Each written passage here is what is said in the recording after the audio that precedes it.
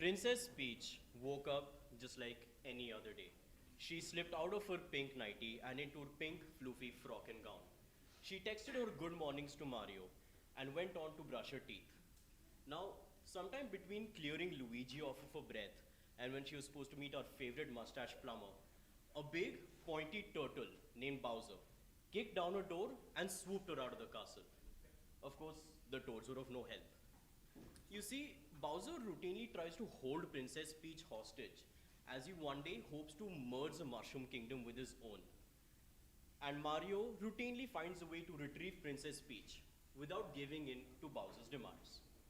Thus was born the infamous video game series Mario, and thus was born today's talk.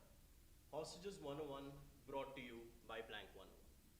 A hostage is defined as a person taken by force to secure the taker's demands.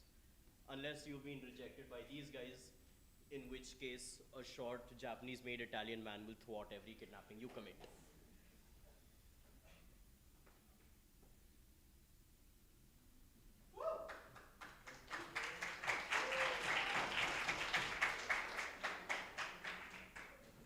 It was supposed to be just another regular flight for Japanese Airlines Flight 351 that day, from Tokyo to Fukuoka, a short 1-hour journey.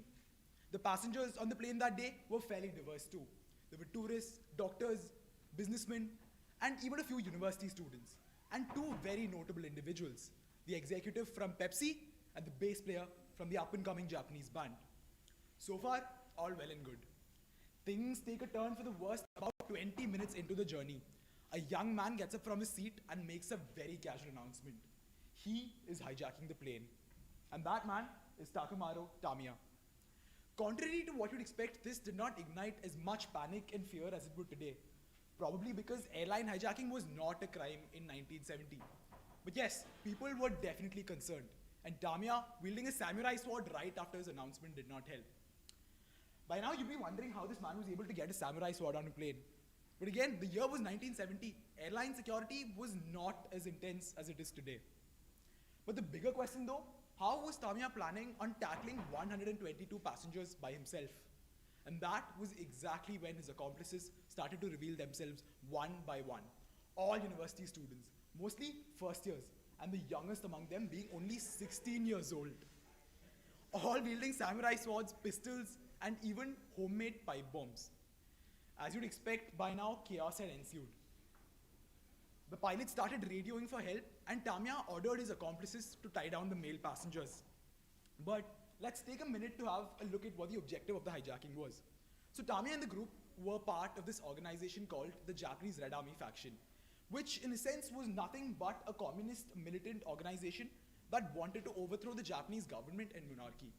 And for this, they wanted to fly to Cuba. But the problem that they in fact did not see coming was that the particular plane that they were on, the Boeing 727, was only made for short to medium range distances, not for journeys halfway across the world. And added to this, the plane was running out of fuel. So their next plan was to fly to North Korea. And Tamiya knew what exactly had to be done. They were going to land as scheduled at the Fukuoka airport. And they did. And once they landed at the Fukuoka airport, after much deliberation, Tamiya agreed on releasing 23 passengers in exchange for fuel. But that was not the concern of the minute. The pilots did not know how to fly to North Korea. And as a solution for this, the officials at the airport handed the pilots a paper strip with an outline map of the Korean peninsula. And off they flew to what they thought was North Korea. Ladies and gentlemen, presenting the greatest example of you may have outsmarted me, but I have outsmarted your outsmarting. The map was not of the North Korean airport. It was of the South Korean Gimpo airport. The appearance of the Gimpo airport in South Korea was changed as much as possible by the officials in the limited time that was available. So North Korean flags were erected everywhere. Troops were outfitted in North Korean military uniforms, and South Korean and other foreign jets were hidden from the view of the hijackers. But even this plan did not go on for long as Tamiya grew suspicious owing to a multitude of reasons. Some say that Tamiya spotted an American car in the airport, while others claim someone in fact confessed they were in South Korea. Regardless, the situation grew even more tense, and there was no option but to contact the North Korean authorities. But Surprisingly though, North Korea assured Japan the safety of its flight and passengers.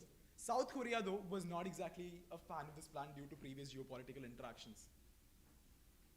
But what's more interesting here is that the passengers were more afraid of a rescue attempt than the hijackers themselves, because they believed the hijackers would not attack unless they were provoked. But anyway, cut to the chase, a compromise was finally achieved as the Japanese Vice Minister for Transport agreed to enter the plane as a replacement hostage for the other 99 passengers. And off they flew to North Korea, for real this time. And once they reached North Korea, the hijackers surrendered to the North Korean authorities and they sought asylum. Shortly after which, the minister and the crew returned back to Japan. Now, the aftermath. There is one person about who we haven't talked about quite yet, Takaya Shiomi. So Takaya Shiomi is the alleged mastermind behind the whole fiasco. But he never participated in it, and that was the reason why he was arrested in Japan shortly after. He spent around 20 years in jail, after which he got out and got a job as an attendant at a multi-story parking lot. He passed away in 2014 due to a heart failure. Moriaki Wakabayashi, the bass player. So in a 2014 interview, he said that his actions were of selfish nature. It is believed he is still alive and is in North Korea. There was another interesting hijacker who tried to flee to Japan in secret to raise money for the group, but he was arrested and he also passed away before he was able to complete his time in jail. Now to the man himself, Tamiya. I wanted to say something juicy about him, but the man just passed away in 1995. But yes, most interestingly though, in 2004, the hijackers who were still alive made a request to the North Korean government. They wanted to go back to Japan, even if it meant they had to face persecution. Possibly for one last glimpse of their motherland.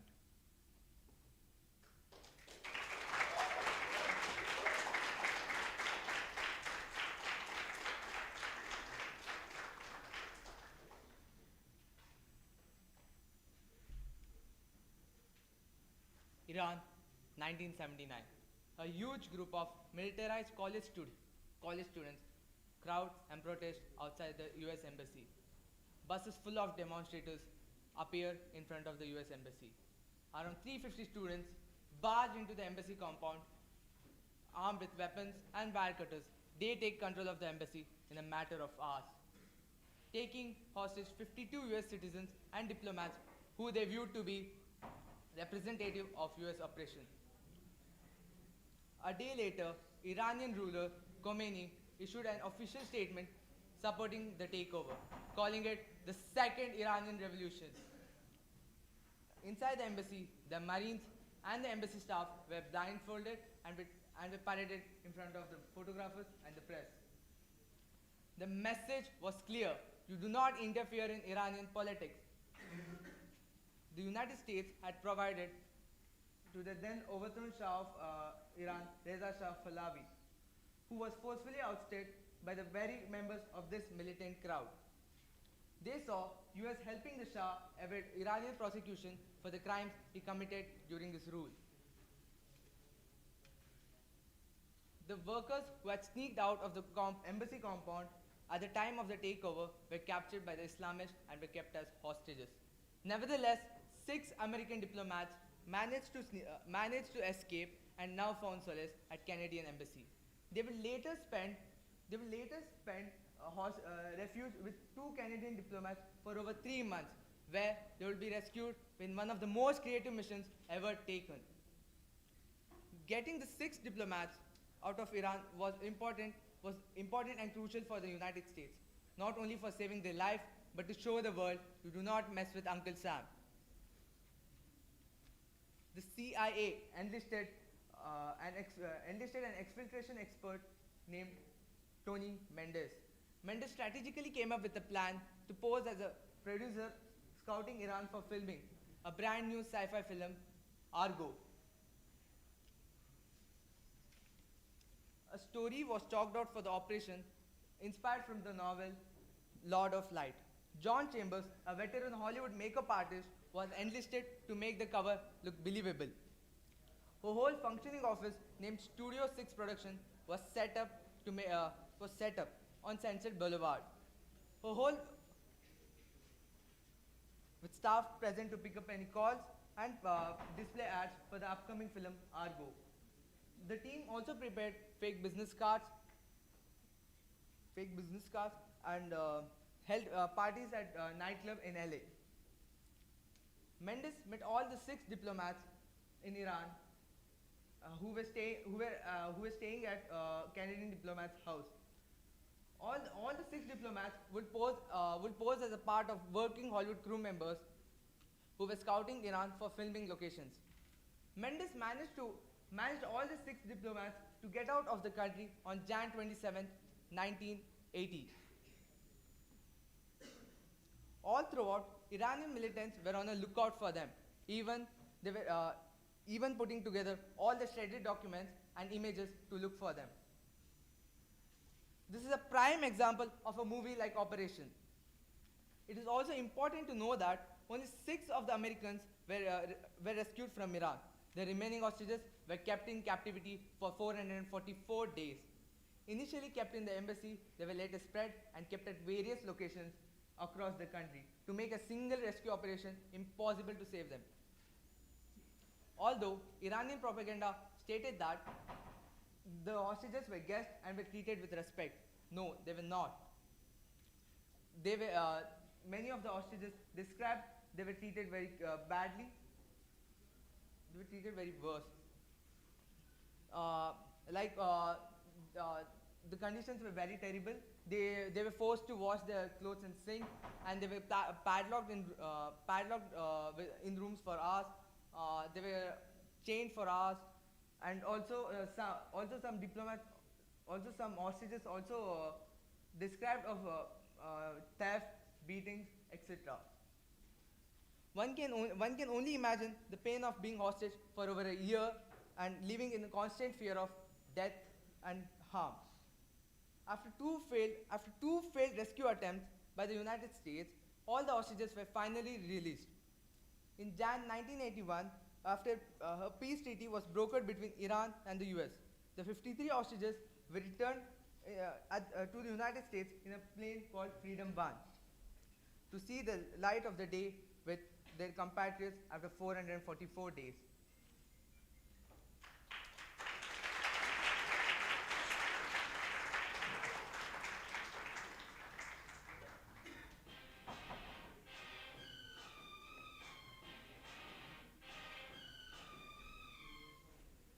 Okay, so talking about conservatorship is defined as a legal status in which court appoints a person to manage finances and personal affairs of a mentally unfit person or a minor.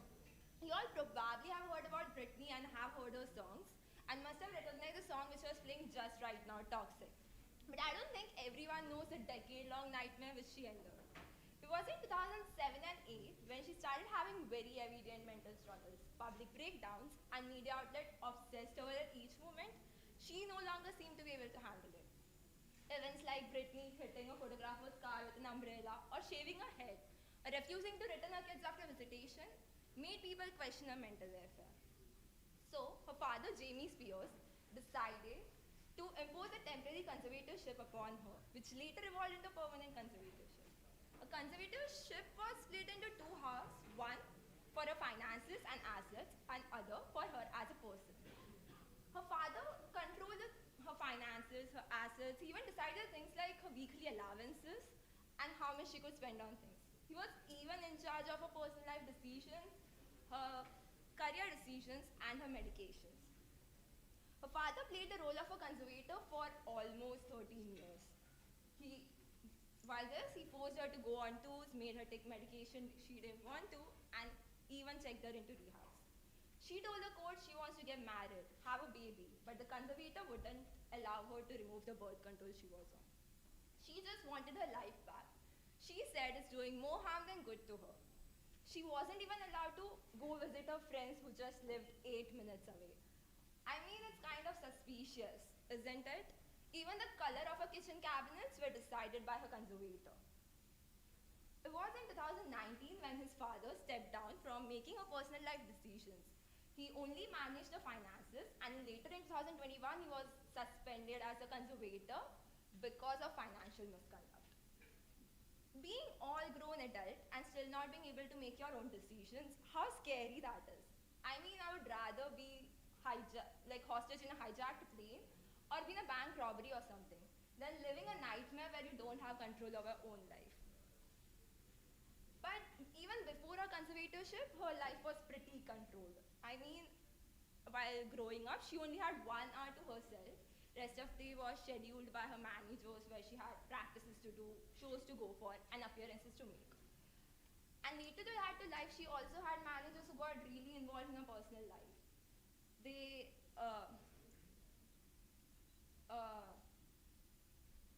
okay, sorry. Later that in life, she also had some managers who got really involved in her personal life. They tipped media about her whereabouts, even drugged her, leading to the breakdowns and so the conservatorship. But Britney wasn't allowed to talk about her conservatorship. But people started questioning were they in good terms for her. It was mostly her Instagram and TikTok that got people's attention. Her odd photos, her dancing videos made people think that, is she even okay? They started engaging online. They started commenting, wear yellow if you need help. Post a picture of flowers if you need help. Post a picture of doves if you need help. They started looking for hints if she needed help. In November 2021, she was finally freed from a 13-year conservatorship and then married a long-time boyfriend and has been living upon island since then. I mean, she still posts the odd videos and the dancing videos and odd pictures because, I mean, it's Britney, bitch.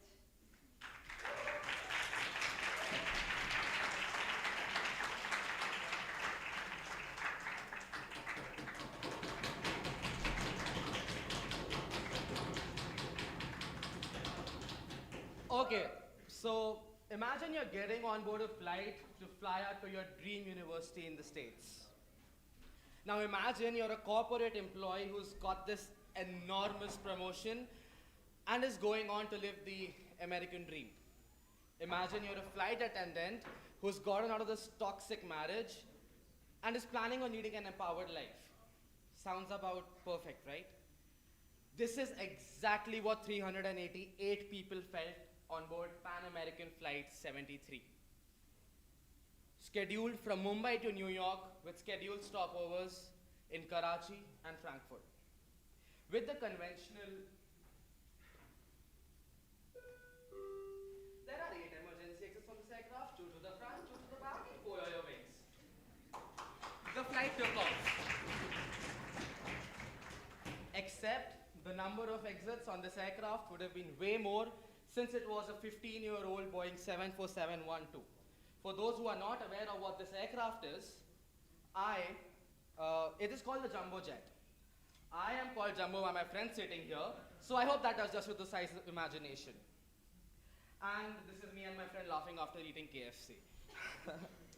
The landing at Karachi was smooth, and the dawn was approaching like calm before the storm at 4:30 a.m.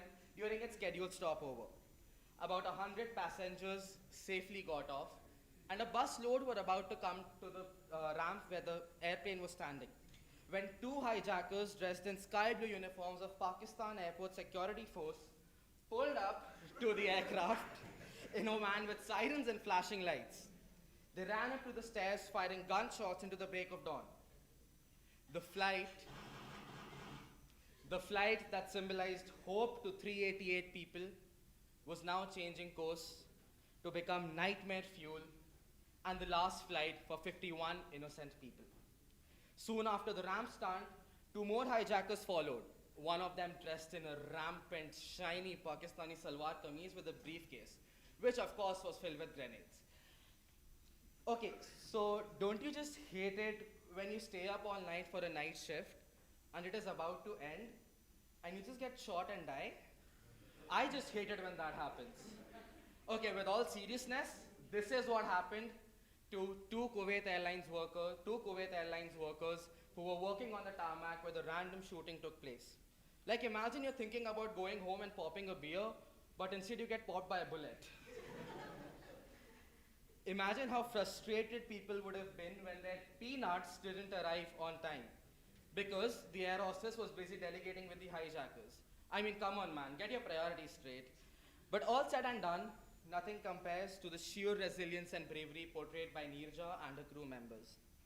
After hours of deliberating, gunshots fired, 51 innocent souls lost, what remains of Pan Am Flight 73 is a bittersweet memory of courage displayed by the hostages and the innocent lives that departed way before they should have.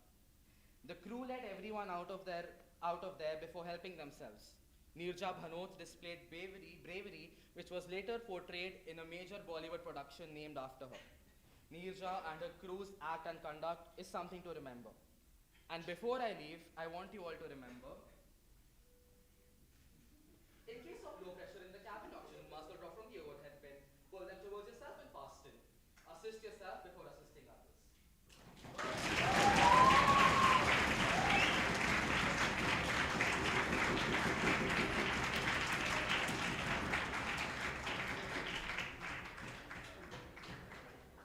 Ladies and gentlemen, I think everyone over here has an idea of what taking someone hostage is. It is the act of taking someone under custody and having to influence the hostage or a third party into fulfilling your demands. But in reality, the situation goes in a lot deeper. There is a lot that goes behind taking someone hostage. But every hostage situation has two set intentions. The primary intention is to, of course, have your demands fulfilled. The demands can be in terms of monetary funds, materialistic, or just to have a different societal outlook by coercing your hostage or a third party. The second, public outlook. Proof is something that speaks volumes. And with the demonstration of a hostage, you can certainly send a certain amount of fear down the spine of anyone who would dare defy you and cross the line. Now, let's have a brief look at the history of taking hostages. The practice of taking people hostage goes all the way back to ancient Rome. They had a tradition of taking the royal sons of conquered nations and educating them at Rome, thus ensuring the loyalty of the conquered nation as well as instilling the ideas of a possibility of a new leader of the Roman civilization. Now let's have a look at three different hostage situations, one of which you may know, one of which you may not know, and one of which has a medium cheese pizza. Let's start off with Terry Anderson.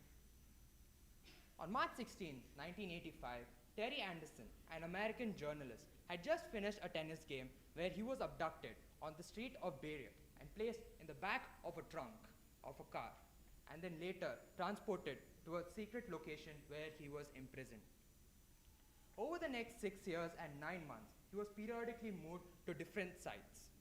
His captors were a bunch of Hezbollah Shiite Muslims who were supported by Iran in a supposed retaliation to the US supplying arms to Israel during the 1982 killings of Muslims and Druze in Lebanon. Poor Terry Anderson, a typical victim of geopolitical drama between the United States and Iran. Now my next case study is going to spark a sense of familiarity among a lot of my Kannada speaking audience over here. I'm sure all of you know Dr. Rajkumar, and I'm sure all of you must have heard of his infamous kidnapping by Dacoit Veerappan in the year 2000 on July 30th. Dr. Rajkumar was attending a housewarming ceremony with his family, and Veerappan showed up at his doorstep disguised. Rajkumar's wife Parvatama attended the door, and Veerappan asked for him. Once Rajkumar stepped at the door, he was immediately kidnapped and dragged away in the pouring rain and kept hostage for 108 days and only released after paying a ransom of 200 million rupees. But Veerappan was not in the pursuit of money. He wanted to make a statement that the rich keep getting richer and the poor keep getting poorer, and the poor had to rely on feeble and illegal tactics such as kidnapping and smuggling in order to make ends meet. Now my next hostage situation is a bit of an interesting one. I'm sure all of you must have heard of Domino's Pizza, And I'm sure all of you love their under 30-minute delivery campaign. But there's one person who did not like it, and that would be Kenneth Lamar Noyd. Kenneth Lamar Noyd was a mentally ill man who took hostage of 2 employees in Domino's Pizza after the Avoid the Noyd campaign in the 1980s. The Avoid the Noyd campaign featured a red rabbit lookalike mascot who tries various tactics to sabotage the delivery of the pizza but ultimately fails. Kenneth, who was mentally ill, thought that this mascot was targeted towards him, and later he was offensive by it and went ahead in Chamberlain, Georgia. He was later persecuted and charged with extortion, kidnapping, and possession of firearms. But later, he was not found guilty due to insanity. Now that we've looked at all the different hostage situations, yes, you're going to say they're wrong, they're illegal, and you're absolutely right. They are absolutely terrible. But Veerappan just wanted the truth. Kenneth was all but afraid. So, ladies and gentlemen, I want to leave you with the question: captors, are they really guilty?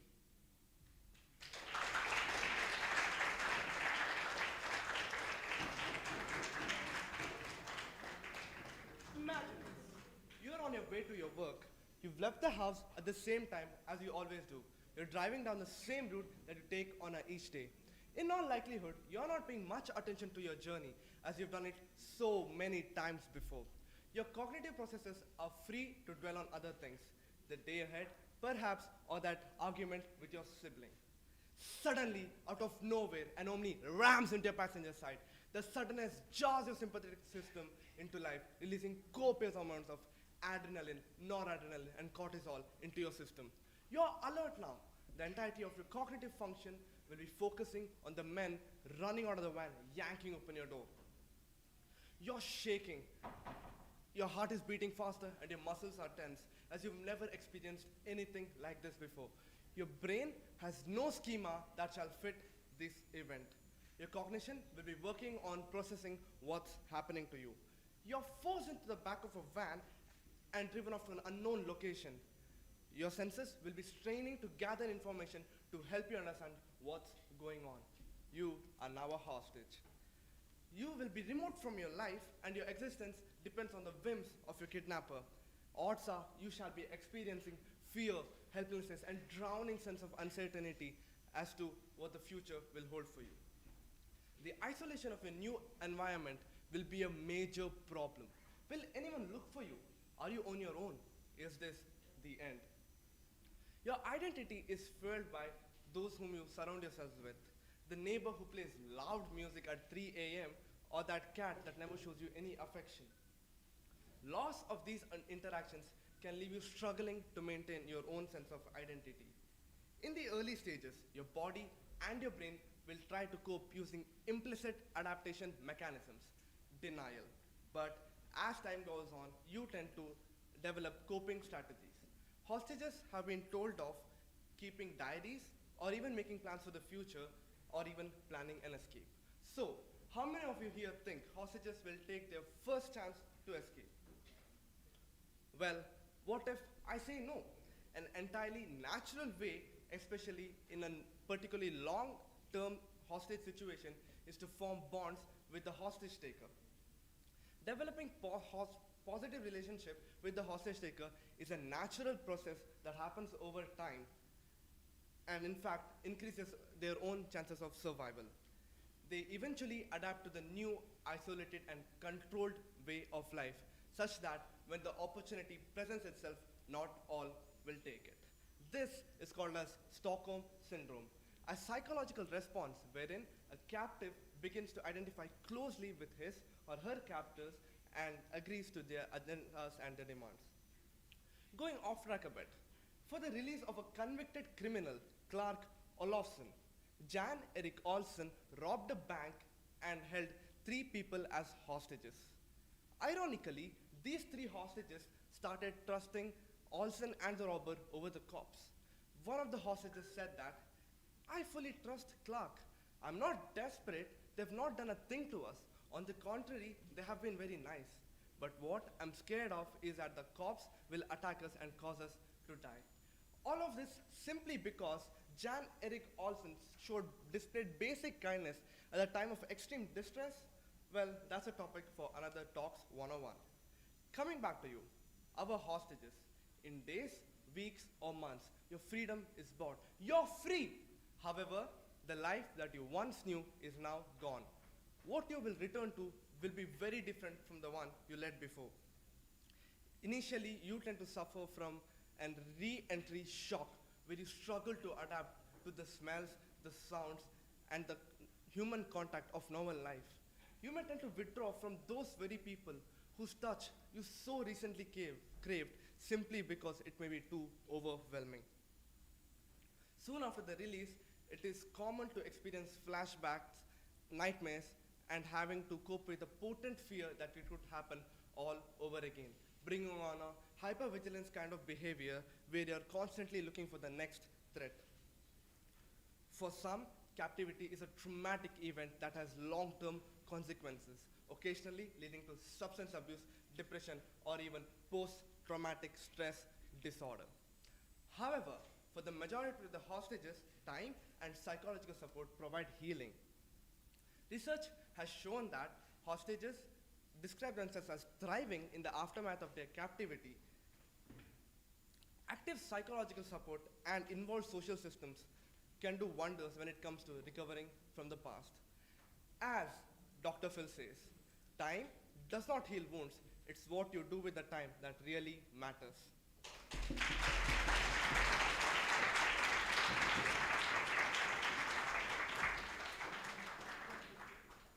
And we're glad that you guys took the time and chose to be here today. Hostages aren't just bargaining chips. They're human beings with families and loved ones who are deeply affected by their captivity. The primary goal should always be to secure their safe release. And keeping in mind the future impact it has on their psychology. We've seen how different outcomes here today lead to different different situations lead to different outcomes, and each one of them have to be dealt in their own way. Thank you so much for coming here today. We're Blank 101.